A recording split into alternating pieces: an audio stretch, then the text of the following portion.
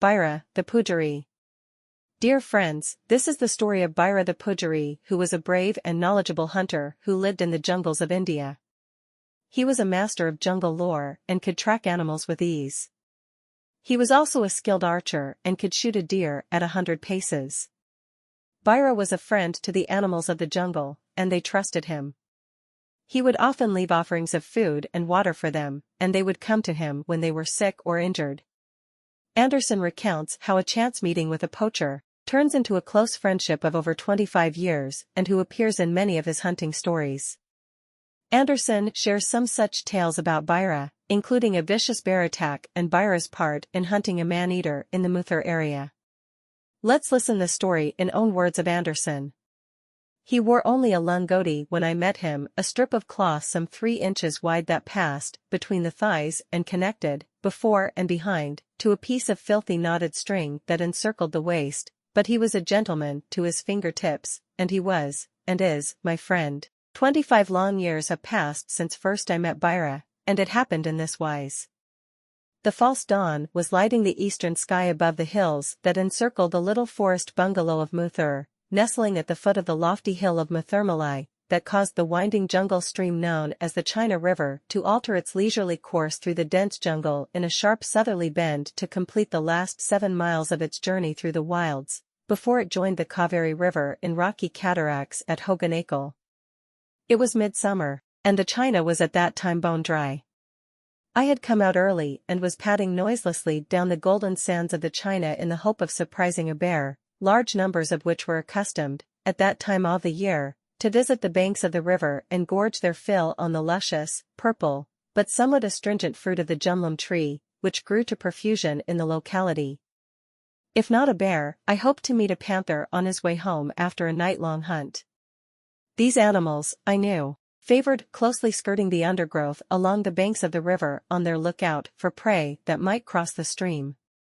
Deer, in the way of somber, jungle sheep and the beautiful cheetal were fairly plentiful in those bygone days, but such graceful quarry were not my objective that morning. I had gone about a mile from the bungalow, and the light of the false dawn was rapidly fading into that renewed period of darkness before the real dawn was to be heralded by the cry of the jungle cock and the raucous call of peafowl, when I suddenly heard a surreptitious but distinct rustle from a clump of henna bushes that grew by the stream to my left. That day I carried no torch, so cautiously approached the henna to within about 10 feet and stopped.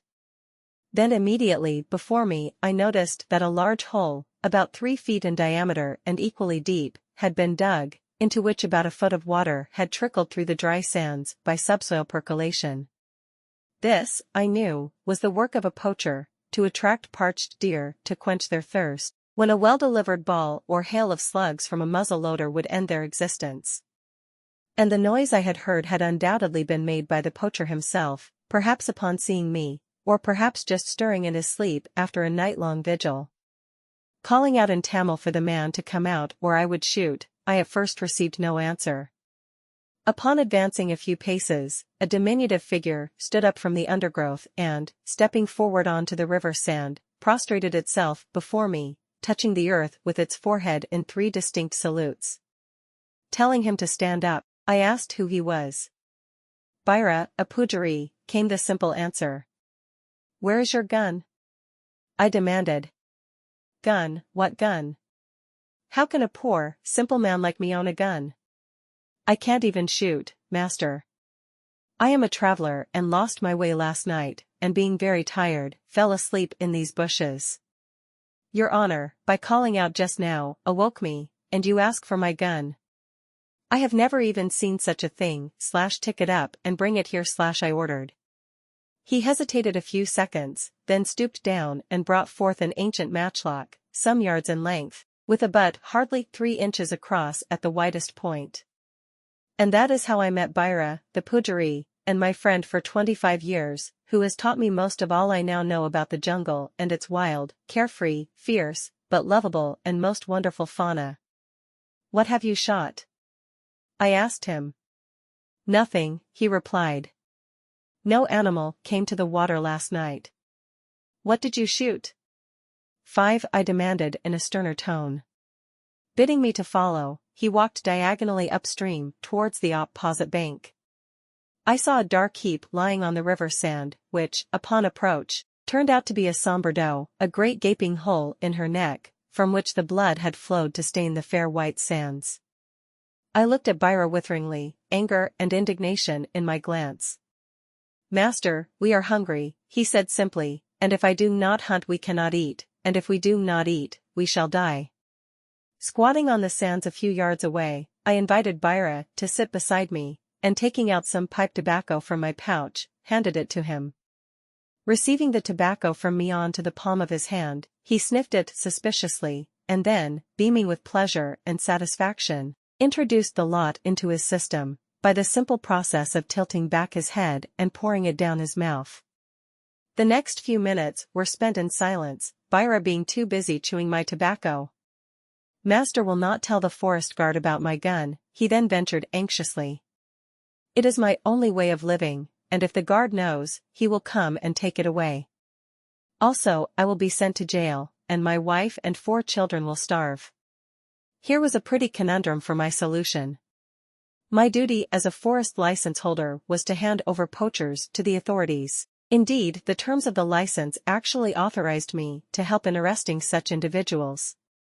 Moreover, my conscience urged me to have no sympathy for this rascal, who was ruthlessly murdering female deer by the most unsporting method of slaughtering them when they came to slake their burning thirst during the hot summer months. And yet, there was something likable about the little fellow, and the degree of confidence he was now beginning to bestow upon me after our short acquaintance. Or perhaps my strong tobacco had induced this trust. Avoiding the question and a direct answer, I asked him where he lived. "We have no homes, no hut, no fields," he replied.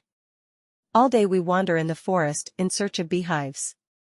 If we find one, we are lucky, for we gather the precious honey which we take to market at the village of Penigram, 7 miles away. For a small pot of honey we may get 1 rupee. With this we shall buy ragi, a food grain, which may perhaps feed us for 4 days. If we don't find honey, we may be able to catch an udumbu, a large snake lizard.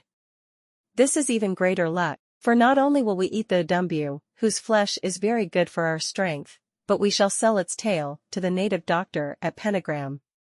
He is a wonderful man, that doctor is. He cooks the tail and mixes with it some wonderful medicine. Then he mashes the whole thing into a fine powder, which he divides into paper packets and sells at 8 annas a packet. These packets are sold to lovers, and are very efficacious. If a man sprinkles just a pinch of this powder onto the left shoulder of the girl he loves, she will not be able to resist him. Here he looked at me sideways. "If your honor cannot capture the heart of the lady you love," he continued confidentially, "I will get some of this powder for you from this native doctor, free of charge, as he is a great friend of mine, and, moreover, beholden to me for the continued supply of udumbu's tails. All you have to do is to sprinkle a little of it on the left shoulder of the memsahib you love, and she is yours, for ever and ever." Hastily telling him that I was not so much in love just then as to have to resort to udumbu's tails, I bade him continue about himself. "Sometimes, when we are very hungry, we dig for the roots of the jungle yam, which in these parts grows as a creeper with a 3-pronged leaf.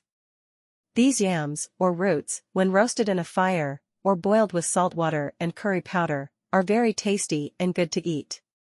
At night my wife and children and I sleep in a hole that we have dug in the banks of the Anabidadahala River, a small tributary of the China River, as you may know, sir. In the hot weather I go shooting, like I have done tonight. At such times my wife or one of the children, by turns, remain awake all night, to give the alarm should elephants approach, when they will then leave the hole and scramble up the bank or the big tree that grows beside our shelter. For these elephants are very dangerous and sometimes attack us. Only a year ago one of them pulled a Poojaree woman out of a similar shelter, while she was asleep, and trampled her to pulp. Should we shoot anything, we eat some of the meat, and dry some by smoking. The rest we sell at Penigram and perhaps get 15 rupees for it. With the money we can purchase enough grain to feed the family for a whole month."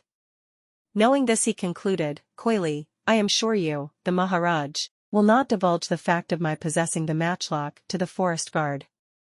Incidentally, it belonged to my father, and his father before him, who, we are told, purchased it in those days for 30 rupees.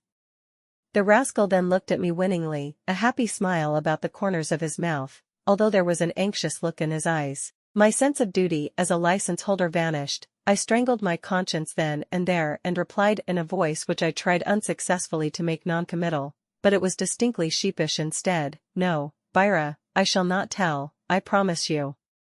He sprang to his feet and prostrated himself before me, his forehead again touching the ground 3 times in the only form of salutation the Poojarees know. I thank you from my heart, master, and on behalf of my family, he said simply.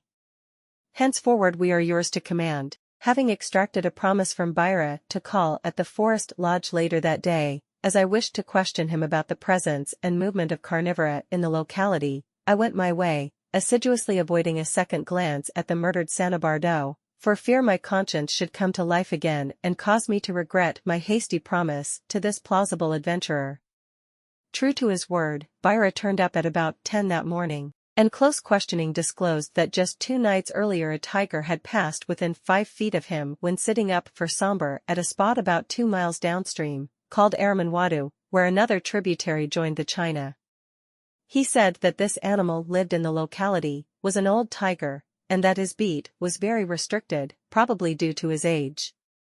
Then he related an unusual story, to the effect that a month earlier he had been in hiding close to this very spot, when a cheetal had appeared, which he had successfully accounted for with a single shot from his matchlock. It had been a bright moonlight night, and the cheetal having fallen in its tracks, Byra had reloaded his musket and was preparing to spend the rest of the night in sleep, when a large tiger had walked out of the undergrowth, past the dead cheetal, stopped, sniffed at it, and finally calmly picked it up and walked off with the prize.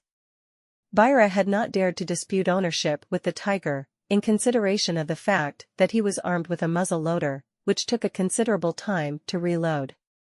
I had no live bait with me at the time, and to procure a heifer meant sending to Pentagram, and probably a delay till the next day. So I decided to sit that night with Byra on the banks of Aramanwadu, after telling him definitely that, at least as long as he was in my company, no deer poaching of any sort would be condoned. By 6 p.m. we were seated in an excellent and very comfortable hide that Byra had set up in the rushes clothing the confluence of the 2 jungle streams. The nights were warm and Byra wore nothing more than his longoti. It was a lesson in patience I learned that day, for from the time Byra had first squatted in the rushes, he never moved as much as his forearm that whole long night. Nothing came that night, and by 2 a.m. I became impatient and finally fell asleep, to awake at dawn with Byra still squatting immovably beside me. Seeing my disappointment, he offered to accompany me on a tracking venture later in the morning. So after returning to the bungalow for a bath and breakfast, we were back again at Aramanwadu shortly before 9 a.m. With Byra in front we walked upstream, and had gone perhaps half a mile when we came upon the tracks of a large male tiger that had crossed the sand during the night and was making up the rocky incline of the Panipati Ridge, a little over a mile away. The ground was too dry for tracking, but Byra said he thought he knew some likely spots where the tiger might be lying up. So we continued, crossing ridge after ridge, exploring the little valleys of undergrowth and dense bamboo that lay between. Once we heard the rumbling sound produced by the digestive process taking place in the cavernous stomach of an elephant, giving the spot where he was resting a wide berth. We continued our peregrination, climbing upwards, continuously, to the Panipati Ridge. We had now reached shrub jungle level, and outcrops of rocky boulders appeared on all sides.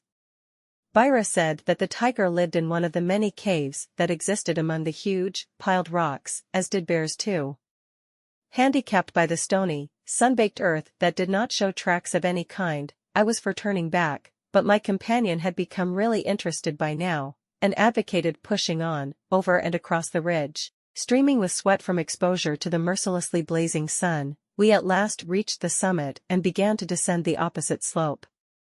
On this face, the ridge was even more boulder-strewn than was the one we had just climbed. At last we came to a series of massive rocks, forming many caves. Byra advocated that I sit in the meager shade offered by an overhanging rock, while he explored the vicinity. I gladly assented and sat down to cool off with a smoke, while my companion slipped away amidst the sea of boulders. Within 10 minutes he was back, saying excitedly that he had smelt the tiger and was sure it was hiding in one of the caves close by. By this time I was distinctly disgruntled and incredulous, and told Byra, in a few terse words, to cut out the bluff. He looked at me with amazement, and then I could see condescending pity written plainly across his pudgy countenance. "Come and see for yourself," he said shortly, and without waiting for my reply, moved off the way he had come. Following with my rifle, we approached a number of cavernous openings, between piled boulders. Creeping within 20 yards of the nearest, Byra halted and beckoned me to approach silently. "Can you smell it?" he whispered. I sniffed carefully, but could smell nothing. There was certainly no odor, such as one gets in a zoo or animal circus. I shook my head to indicate a negative reply. Stealing some distance closer, Byra halted again. "Surely you can smell it now."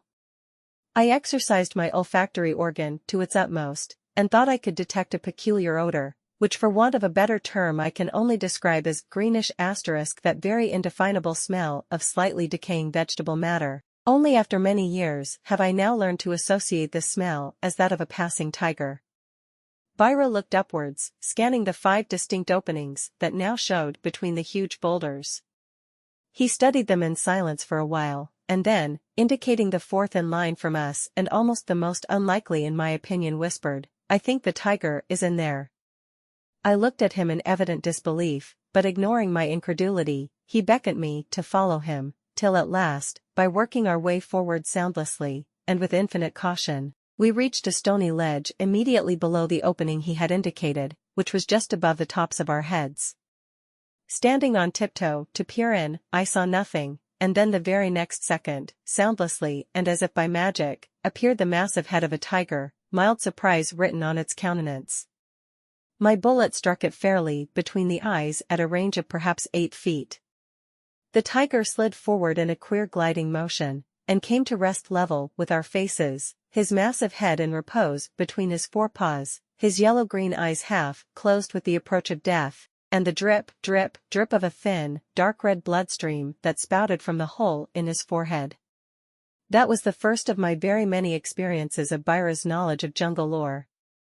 To say that I was immensely pleased at having discovered him would have been to put it very mildly, and as the years rolled by and our mutual confidence in each other increased, I have never regretted that occasion in the far distant past when I lulled my conscience to sleep. I shall now tell just 2 of the many adventures we have experienced together, namely that of the bears of Talvadi, in which Byra so nobly offered his life for mine, and the story of the man-eating tiger of Mundakipalam. Talvadi is the name given to the wide valley, through the center of which trickles the mountain stream known by the same name. It is situated some 11 miles north of the spot where I first met Byra, and is quite one of the wildest spots of the Salem North Forest Division. The Talvadi River takes its rise in the forest plateau of Byra, whence it dips sharply into a mountainous gorge, locally known as Taluvabeta Gorge, but rechristened by me as Spider Valley, because of the species of enormous red and yellow spiders that weave their monstrous webs across the narrow jungle trail. These webs are somewhat oval in shape and sometimes reach a width of over 20 feet. In the center hangs the spider itself, often 9 inches from leg tip to leg tip. Despite its size, it is a very agile creature and extremely ferocious, and its prey, the large night moths and beautiful butterflies and insects of the forest, stand no chance of escape once they become entangled in the huge web.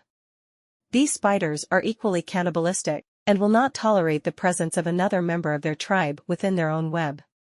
I have sometimes amused myself by transporting one of these fierce creatures at the end of a stick to the web of another of its kind, when a battle royal immediately ensues, often lasting half an hour, but always ending in the death of one or other creature, whose blood is then thoroughly sucked by the victor, till the loathsome insect is so gorged that it can only just crawl back to the center of its web. The Talvadi stream passes down this gorge and then bifurcates, the lesser portion flowing southwards, bordered by the towering peak of Mount Gutharain and the small hamlet of Kempekari, to join the China River in the stream of Anabitadahala.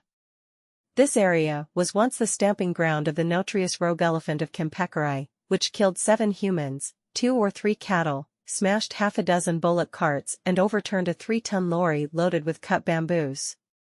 However, that is another story.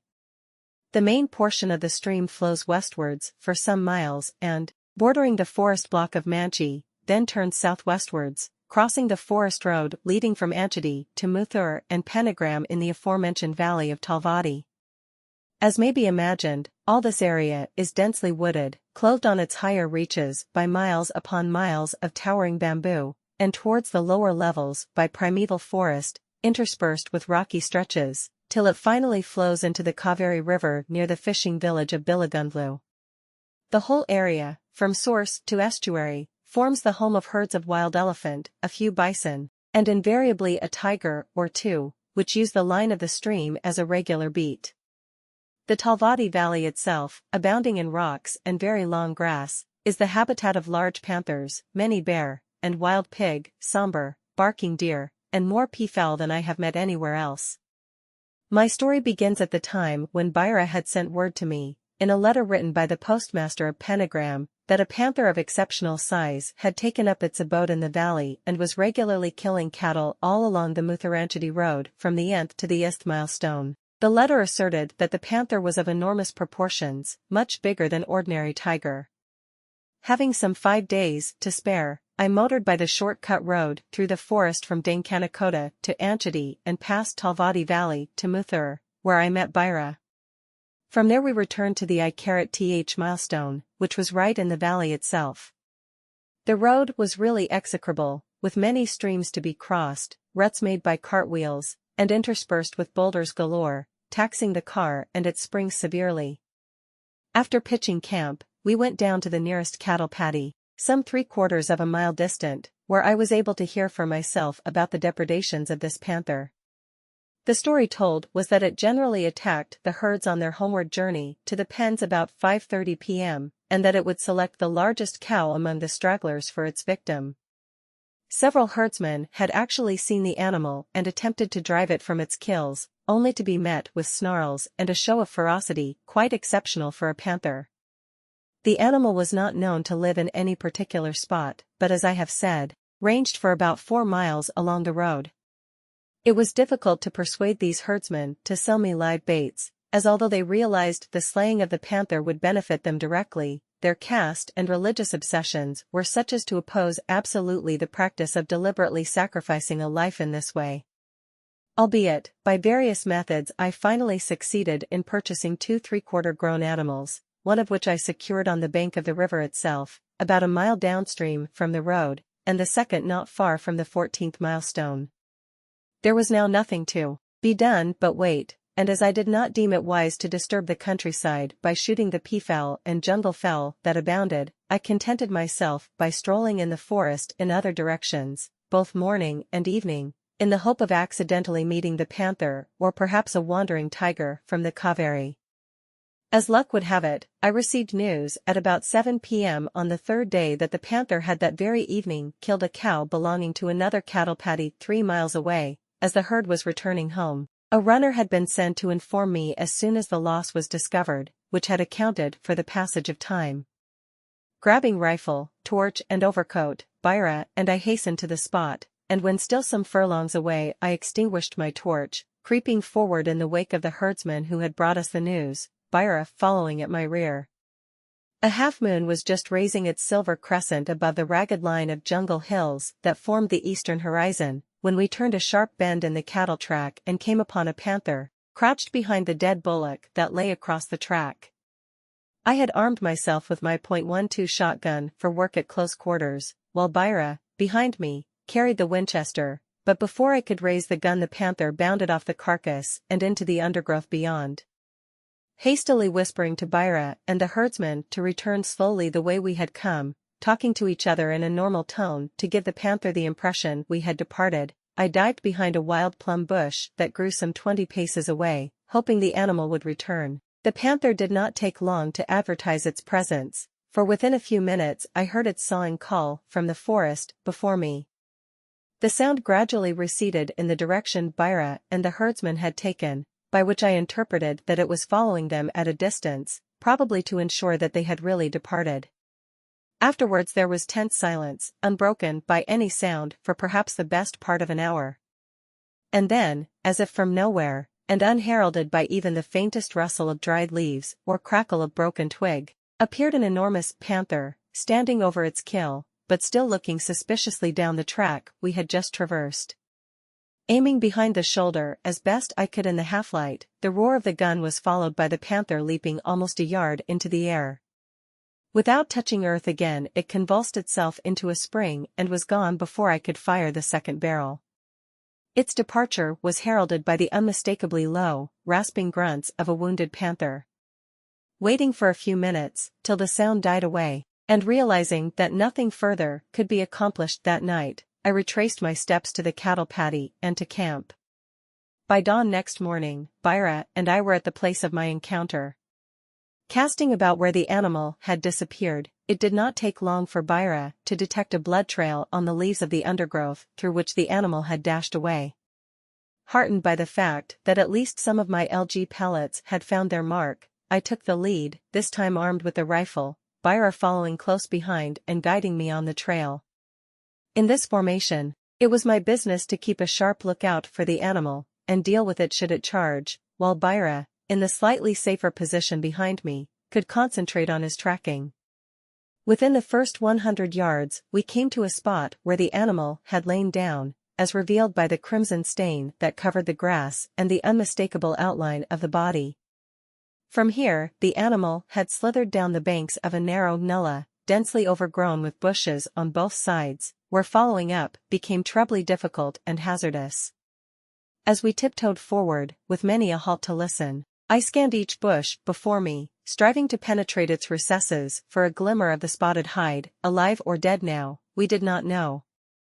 I strove to pierce with my eyes the rank undergrowth of jungle grass that grew between the bushes, and to look behind the boles of trees and rocks that fortunately were few in number just there. We had advanced a comparatively few paces in this way when suddenly, from out of a hole in the ground before me, rose a shaggy black shape, a smaller similar shape tumbling off beside it. We had stumbled upon a mother bear with her young, asleep in the hole she had dug overnight in the bed of the nullah. In her assiduous search for roots I could see the white V mark on her chest distinctly as she half rose to her feet, surprise and then fury showing in her beady, black eyes. Down she went on all fours again, to come straight at us.